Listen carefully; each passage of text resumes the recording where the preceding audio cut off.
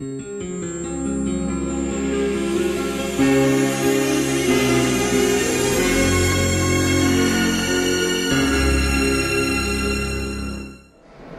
la danse à l'opéra, c'est dans La Chauve-souris que nous voyons cela à l'Opéra de Marseille. J'ai invité pour en parler avec vous Eugénie Andrin, la chorégraphe justement de cet opéra La Chauve-souris. Bonjour Eugénie. Bonjour, enchantée. Merci de m'avoir invitée. Merci à vous, je suis ravie de vous avoir à mes côtés justement pour parler de danse à travers l'opéra, dont vous êtes la chorégraphe avec le ballet, donc le ballet de l'Opéra de Marseille. Alors non, ce sont des danseurs qu'on a recrutés spécialement pour cet opéra. Voilà, on a fait une audition qui était, je crois, si mes souvenirs sont bons, fin septembre. Et donc, ce sont des danseurs qui sont freelance et qui ont fait cette audition et qui sont là réunis juste pour cette œuvre. Voilà, donc une toute nouvelle équipe qui ne se connaissait pas et qui s'entend très bien apparemment. Très bonne ambiance. Donc, oui. Au-delà de la chorégraphie, vous avez dû aussi les fédérer l'un les autres, c'est ça? Oui, bah, ça s'est fait naturellement. Enfin, je veux dire, Comme quoi la danse est un vecteur? Tout à fait, oui. Et puis voilà, bon, de toute façon, ils parlent le même langage à la base. Et puis après, voilà, déjà, le metteur en scène instaure souvent une très bonne ambiance pour avoir souvent travaillé avec lui au sein de ses productions. Donc après, bon, moi aussi, je pense que je suis plutôt sympathique avec les danseurs. Et voilà, j'aime bien que les choses se fassent dans la bonne humeur. Et du coup, tout le monde le ressent, je pense. Et ça se passe bien. Ils mettent du leur, ils font leur maximum, je le vois. Et puis moi aussi. Voilà, donc voilà, les choses se passent très bien. Je suis très, très contente. Espérons pourvu que ça dure et que ce soit même encore mieux. Bon, en tout cas, vous avez le sourire qui pétille. Donc, j'imagine que si vous êtes comme ça naturellement, ça doit bien se passer avec les danseurs, c'est votre naturel. Oui, on a de la chance quand même. Je veux dire, on a de la chance de faire ce métier, de pouvoir vivre de notre passion, parce que c'est quelque chose que j'ai toujours voulu faire. Et voilà, tous les jours, je réalise qu'il y a des métiers qui sont plus difficiles, même si c'est difficile, hein, c'est rigoureux, c'est difficile, c'est une discipline. La danse, bon, c'est connu quand même pour être quelque chose de difficile, mais après, il faut quand même réaliser la chance qu'on a d'être dans ces belles maisons avec ces artistes. Voilà, c'est quand même un monde à part et voilà, je le savoure chaque instant. Alors, paraît-il que la musique de Strauss, donc Johann Strauss, le fils justement de Johann Strauss, de La Chauve-souris est une musique pétillante, scintillante, légère, sensuelle. Donc on s'attend peut-être par la danse que vous avez cette visualisation justement de tous ces sentiments, ces émotions. Comment vous l'avez imaginé? C'est vrai que cette musique, c'est du champagne. Hein. C'est vrai que c'est vraiment, on parle de champagne, voilà, pour les fêtes, c'est l'idéal. Et donc voilà, justement pour la danse, voilà, je suis partie dans quelque chose de festif aussi, tout simplement de festif, de visuel, parce que voilà, je trouve que c'était important d'avoir quelque chose de très esthétique, de visuel et d'assez explosif aussi. Du coup, je suis partie sur quelque chose de l'ordre de la virtuosité. Voilà, j'avais envie... virtuosité. Voilà, virtuosité. Wow. En fait, le thème, au départ, c'était une bagarre, une battle en fait, entre des danseurs de French Cancan et des danseurs de classique. Donc dans ces deux disciplines, on a des mouvements très virtuoses dans le French Cancan, tous les levées de jambes, enfin voilà, il y a des roues, il y a beaucoup de portées avec les garçons, tout ça. Et dans la danse classique, évidemment, on retrouve aussi cette virtuosité dans les tours fouettés, dans tout ce qu'on retrouve dans la coda, les tours à la seconde, voilà. Donc je me suis dit, on va faire une petite battle entre des danseurs de French Cancan et des danseurs de classique. Et je dois dire que ça met une certaine ambiance. Mais c'est assez étonnant que vous employiez ce mot-là, battle. On s'attend plutôt à du hip-hop, quoi, quelque part. Voilà, c'était quelque chose de décalé un peu. Oui, pour donner quelque chose d'un peu, voilà, un peu décalé, un peu moderne aussi, parce que voilà, je trouve que c'est bien aussi de réactualiser. Là, on est dans une production quand même d'époque, donc voilà, de ne pas rentrer dans des clichés, justement, de casser un petit peu les clichés et puis malgré des costumes qui sont traditionnels, qui reflètent l'époque, d'avoir une façon de les porter qui soit différente et qui casse l'image à laquelle on pourrait s'attendre. D'ailleurs, ça commence d'une façon très classique et puis tout de suite, ça va dégénérer dans le ballet. Alors tout de suite, ça donne envie de venir. Tant mieux, si je sais en parler, ça me fait plaisir. C'est pas mon fort de parler des ballets, c'est vrai que je suis plus dans le mouvement, Voilà, je suis contente si ça marche. Ah oui, tout de suite ça donne envie de venir voir. Oui. Alors justement, c'est une habitude pour vous de venir dans cet opéra ou c'est une première? Non, je travaille souvent dans les productions d'opéra. Ouais. Voilà, j'ai fait ça très rapidement en fait. Ça fait déjà une dizaine d'années. Hein. Donc dans diverses maisons, j'ai travaillé beaucoup à l'Opéra de Monte-Carlo, mais je suis aussi allée à Tel Aviv, en Allemagne, en Italie. Enfin voilà, et c'est quelque chose que j'adore faire. Les ballets d'opéra, c'est quelque chose qui me plaît beaucoup parce qu'il y a un cadre justement, donc ça nous pousse à trouver d'autres idées, à affronter les limites et c'est quelque chose que j'aime bien. Après, j'ai une compagnie de danse avec laquelle je pars d'une page blanche et finalement, je dois dire, c'est peut-être pas bien de dire, mais ça repose un peu de travailler dans l'opéra parce qu'effectivement, ce cadre nous pousse déjà dans une direction qui est toute tracée.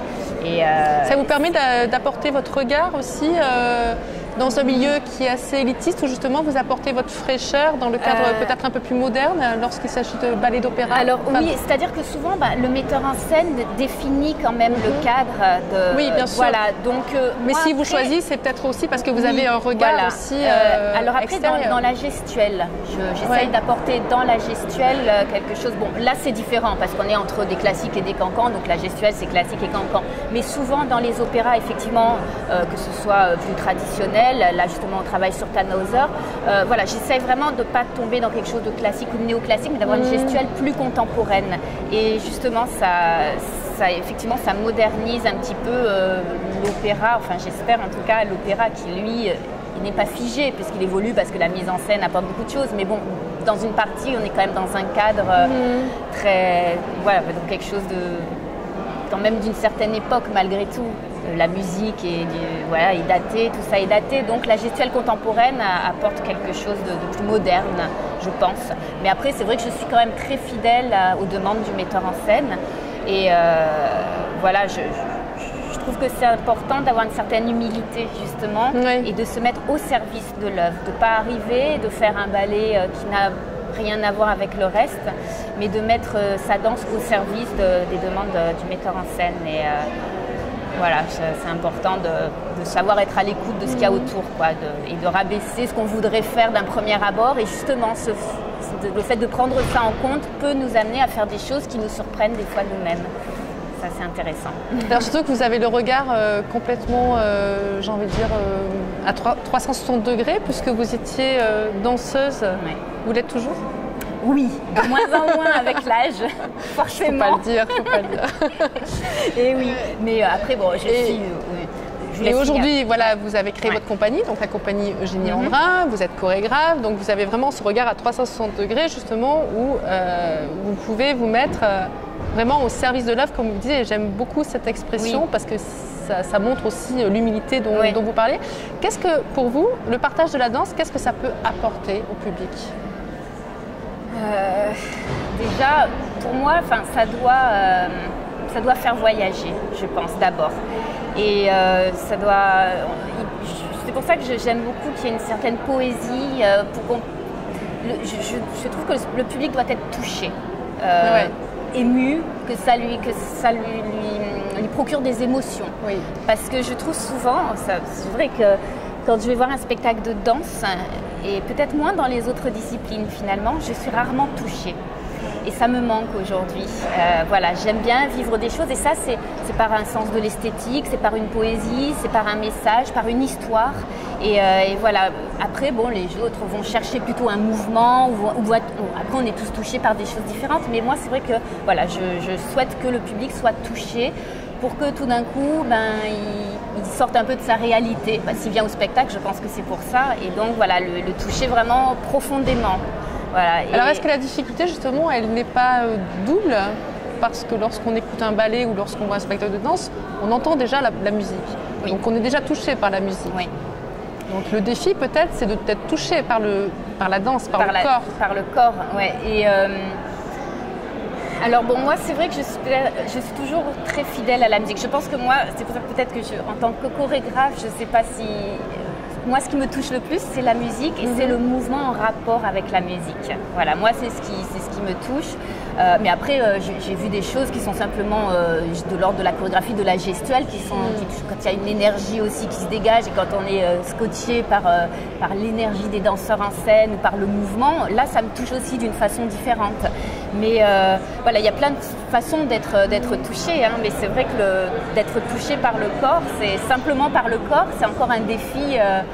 Il faut vraiment qu'il se passe des choses, quoi. Il faut vraiment que les danseurs soient au top et que le chorégraphe aussi, que la gestuelle soit vraiment très recherchée. Mais c'est difficile, effectivement, d'être touché simplement par un mouvement. Comment l'avez-vous vécu, justement, ces différentes étapes entre le fait d'être danseuse, soliste, le fait d'être aujourd'hui chorégraphe, donc il y a un esprit de transmission, de passeur, comme vous avez reçu, donc aujourd'hui vous donnez, vous transmettez. Ouais. Comment le vivez-vous?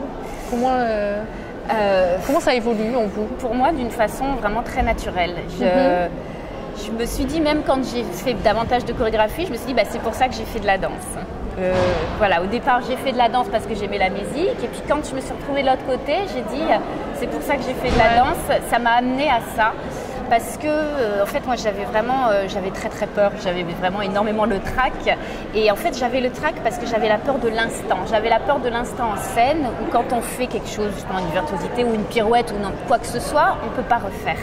Ça passe ou ça casse. Et on ne peut pas dire stop, on arrête le spectacle et on recommence.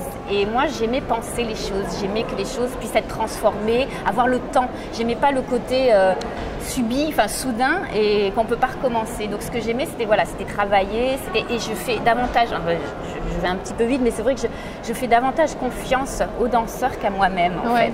Et quand je sais, même le danseur, il n'est pas parfait, mais il peut rater quelque chose et tout ça. Mais quand je lui donne le spectacle, j'ai pu, moi, le penser, le retravailler avec tout le temps qu'il m'aura fallu. Et après, je leur donne toutes les cartes en main. Et après, j'accepte tout à fait qu'ils se trompent ou ça arrive à tout le monde. Mais voilà, le fait... je me sentais beaucoup mieux parce que je pense que je faisais davantage confiance à quelqu'un d'autre qu'à moi-même.